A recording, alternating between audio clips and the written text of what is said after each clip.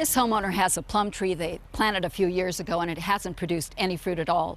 So we thought by planting another fruit tree nearby, they would maybe cross-pollinate and become fruitful.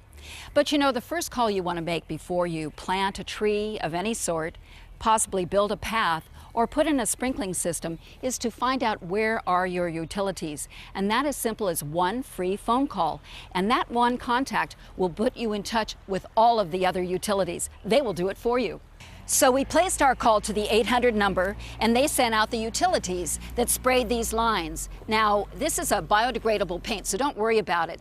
Orange indicates TV, yellow indicates gas. The other utilities have their own colors, such as blue is potable water, green is sewer, and red is electric. Something that's very, very important is when you are excavating, digging, or anything, you want to be a minimum of 1.5 feet to 2 feet away from any of these lines. Lucky for us, our plum tree is nowhere near.